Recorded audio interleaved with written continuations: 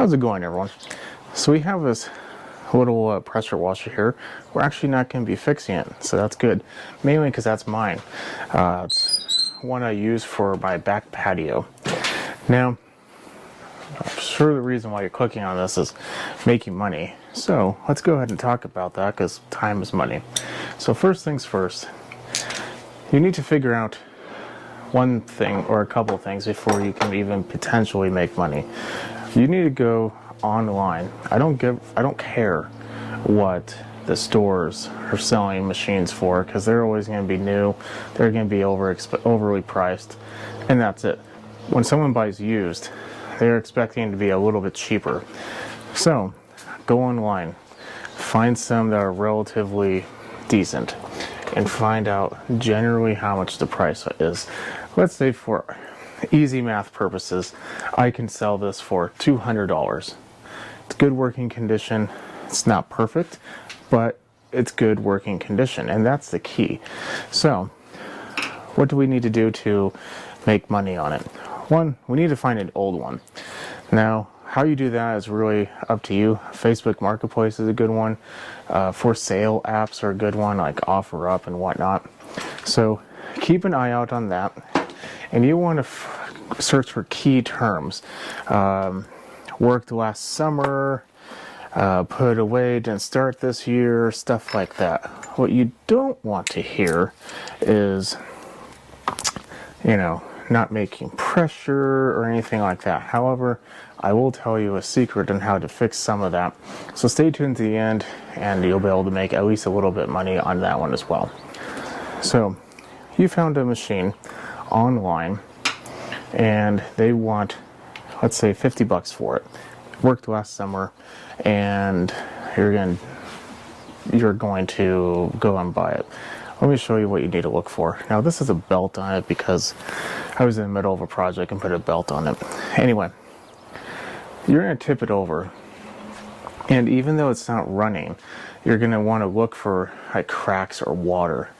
Cracks are a bad thing. If you see a crack, walk away. And unless it's free, then it should be okay. Let me explain what cracks do. They leak. There shouldn't be a crack in there. Now, if you do not see a crack in there, ideally, you'll be able to have gone to the person's house or something and been able to use their hose. Even though, let's say, they tell you it hasn't ran since last summer and whatnot, that's fine. But you need to at least put water to it. The reason for that is you are looking for leaks, because sometimes cracks aren't always visible, or at least not very easily. So you need to find if there's leaks. If it's leaking from where you put the hose, that could very well be something simple like a little O-rings going bad. Who cares about that? You shouldn't worry yourself. That's easy enough to fix, so don't worry about it. The ones you are going to worry about is if it comes from anywhere else on the pump. So don't worry about the hose end. Next, so now you looked at the pump and everything seems to be fine. You're pretty good working, or you're in pretty good shape so far. Next, what you're going to want to do is pull on the pull cord. As long as it moves and you feel compression, you're also probably good. Next, what you're going to want to do is look at the condition. Now, if it's just dirty, that's fine. In fact, this is the only machine in the world that actually can clean itself. It's like a cat. And it's pretty good at it too. So, now that you have your cat machine, you're looking at it, looks pretty good. What's stopping you? Pretty much nothing. If you see something in good working order, the pump has no leaks, has good compression, and you're pretty much thinking it's just going to be a carb cleaning, that is the best case scenario. That is the one you're going to make money on. So those are the ones you're going to want to focus on. You don't want to, especially some things can take a lot of time, and time is like a money vampire. So don't Don't try to get one that is going to take a whole lot of time, because trust me, a Honda pressure washer, well, yes, is going to make you money. Not if you spent like 3 hours on it just for one simple project. You know what I mean? So don't do that. Next, sorry, we be opening up something, so don't mind the noise. Next, let's say you find one that has the exact same thing here, except it has a few minor blemishes. That should be completely okay. The things you're going to want to avoid, assuming the pump is good again, this is all assuming the pump is good. The thing you're going to want to avoid are missing parts or severely damaged parts. Let's say, for instance, there was a backfire and it was flooded and the whole intake was just toasted. That's not good, because those are potentially expensive. Not all the time, but potentially expensive. So you're going to want to try to avoid those if you can. Now, having said that, if you look online and you see one that it says it hasn't started last year, and you see something like that, and you see like a kit online that looks pretty decent, maybe comes with all the parts that you need, that should be okay. I mean, that's not perfect, but that should be fine. So that one is okay. Next thing you're going to want to look at is, does it come with all of its parts? Let me explain why. This is a full pressure washer. It has its pump, it has its motor, it has its base, it has its hose. Hose and wand are expensive. You can easily eat up a very large chunk of your profit if it doesn't have a hose or a wand, or both. So, you really need to gauge that. Then finally, the one that you're going to, like I said, stay away from is the one that you see cracks in the pump, or even worse, both. Unless it's free, if you see cracks in the pump and no hose or wand, that is not going to make you anything. So don't bother. Don't buy it. You might make like 20 bucks, but don't do that. It's not worth your time, especially if you have to drive for any non-reasonable amount of time. So I personally consider that a no-go. Now, also, there's going to be a couple things here. Now that we know the prime ones, let me go over a couple things here. I want to go over some scenarios for you so you can understand why I would say to avoid certain circumstances. Let's say you find this exact pressure washer and it says on there that it ran last year, and you look at it, it needs a new pump because you can tell there's a leak in the wherever, like maybe on the bottom or wherever it has a leak. It has a leak. Let's just leave it at that.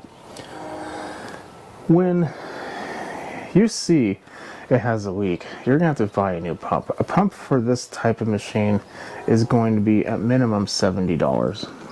So you are now going to be spending at least $70 to replace the pump. Now, if you got this for free, like I said, then that can easily outweigh having to buy a new pump. Now, if you had to pay for it, then you're already in the red. So we're going to use the same scenario. One scenario, you had to pay a $70 pump and you paid 50 bucks for the machine. You are now at least $120 into it. That's not even including the possibility of maybe a new carb, which even if you get aftermarket one, let's say on a good day, 25 bucks, $145, you stand to make about 55 bucks. That's not including your time, fuel, or anything like that. So, that can be a little rough.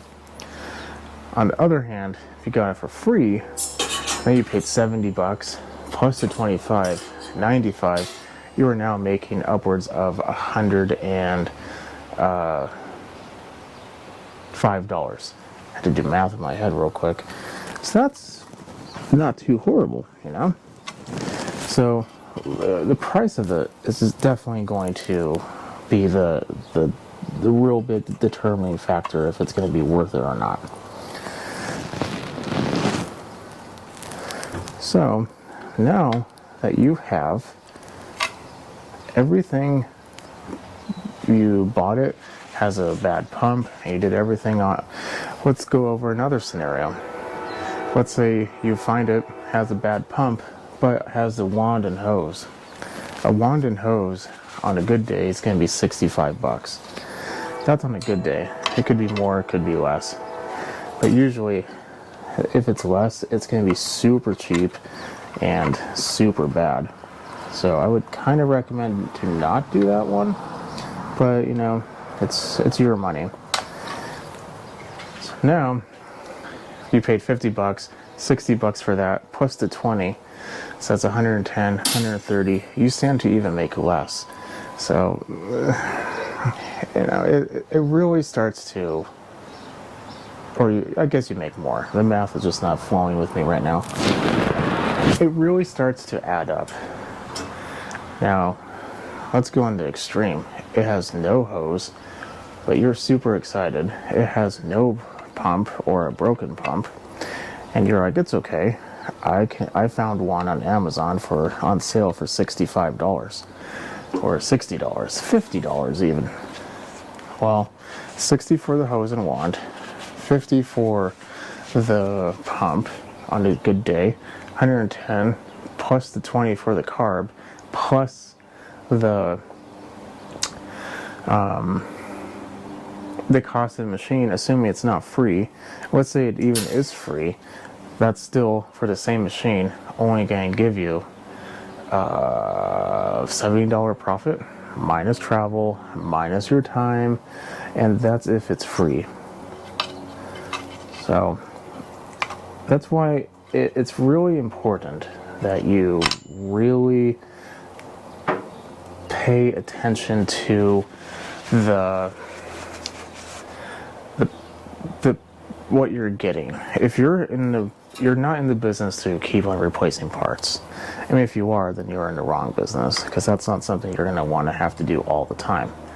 So I would recommend, if you're going to be doing this, like I said, it has to be complete. The ideal scenario is that you don't have to buy a pump, you don't have to buy a hose and wand, you just need to buy the machine and do a little tune-up. Perfect scenario. The alternative scenario, the two decent ones, are as if you got the machine for free and it needs either a pump or a hose and wand, not both. But both of them are real risky, because it's, how do you test that? It's really hard. In fact, you really can't. I mean, sure, you can check and see if there's compression and everything, but how do you know the pump is good? Unless you know the pump is bad. How do you know the hose and wand doesn't have a leak? You don't. So that's where it really comes into play. Which brings my next topic. Just because it's complete doesn't mean it's a good idea. Because, like I said, what if it has a giant hole in the hose? That's not a good idea. Like, that will just be the same expense, except even more annoying because you thought you didn't have to do it. So keep an eye out for that, and don't be afraid of, I don't want to say like telling people no, I don't want it because it's incomplete or anything, or you went there and you saw it and it just generally isn't a good idea. Don't be afraid of doing that. This is your money. This is your time. This is your project. If for any reason something doesn't smell right to you, then don't do it. Plain and simple. Because, and I want to say this again, you're not going to make money. This is the whole point of this, is to make money. Now, if you're doing this for charity purposes, or you're giving it to your aunt or uncle or mom, dad, brother, I don't know, whatever, then go right ahead. Find a good one.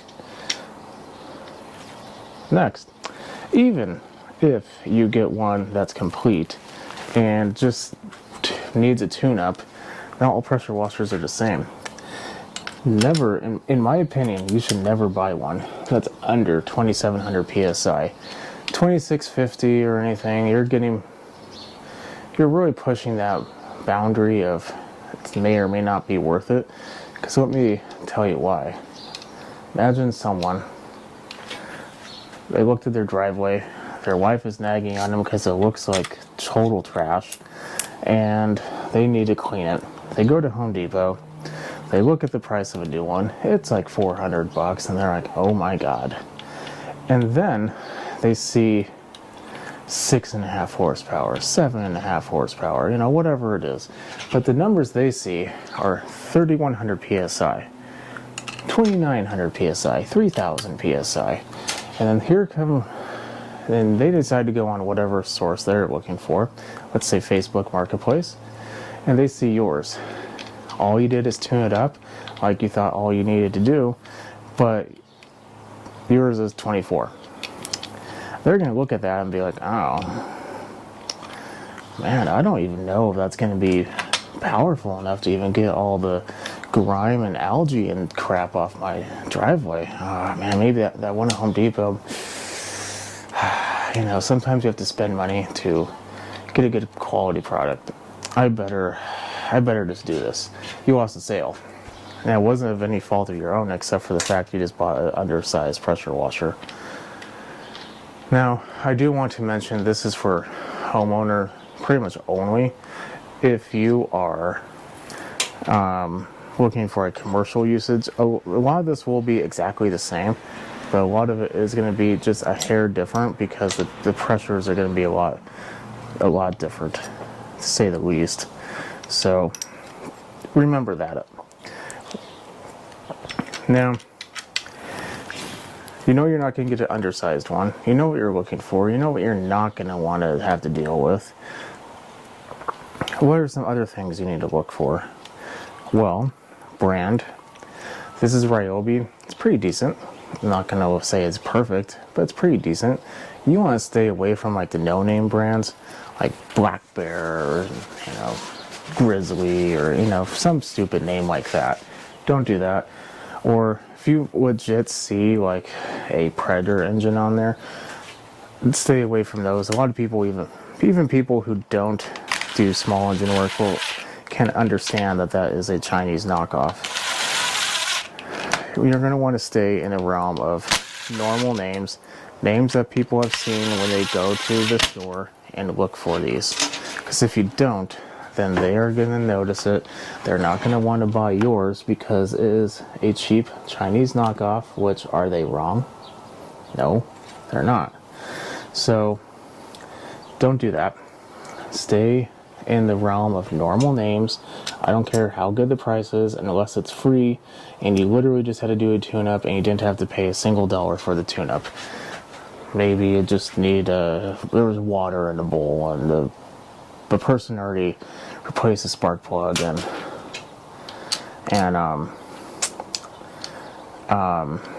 air filter and all that stuff. So and even then you could make a little bit, but you're not going to make nearly as much as you would if you just got a good name brand. Because most people will know what a good brand is, because like I said, they see it all the time whenever they go to the store. They don't just wake up one day and start searching like pressure washer because they want to. It's usually because they need it, and usually they go used because they saw the price of a old one. They can't really justify, or a new one, they can't really justify spending that much money for a used or a new one for something they're only going to use maybe once or twice a year. So they decide that maybe they'll try something else. And that's really it. Like, if they can justify it, then they will. But majority of the time, people are looking for a deal. And when they're looking for a deal, they know what the price is, they know what the names are, they know all that stuff. So be aware of that, okay? That's my main thing. So, what are some potential pitfalls? Like I said, hoses, notorious for leaking. Wands, notorious for leaking as well. So even if it's complete, you could still do that. So I would recommend, if you can, still plug it into the water, put the water through the pump, and see if it's leaking through the hose and wand. That is a pretty decent sized pitfall. Missing tips, that's another tip or another pitfall. A lot of times they don't come with them, and while they're not expensive, it is expense. So you're just doing nickel and dime you pretty much. Other than that, those are primarily the only pitfalls. Pressure washers are pretty safe as long as you follow the rules and you don't get yourself in a bad situation. If you could pass up, let's say, 5 nasty ones today just to wait out for a good one tomorrow, that's a much better solution. You'll be a lot happier, you'll make a lot more money, and unless you're really into quantity, you really shouldn't be worried about passing up a bad opportunity. So I know this is a little different, but this is how I make money on pressure washers. I almost exclusively follow the only needs a tune-up, or if it's free and I know I have the parts, or I know the parts are relatively inexpensive, then I'll still go down that road. But if it's missing stuff, I don't even bother, especially if it's not free. It's just not worth my time or anything else. And on average, I'll say in my area, I can sell, like this one right now, easy for $225. So look around, figure out what people are selling theirs for, and go off that. A lot of times, there's really not a wide range of homeowner products, for pressure washers at least. So they'll find some that are very, very similar. They might just have a different branding. They're basically the same as long as it's a good branding. So you can go off those as well. And that's it.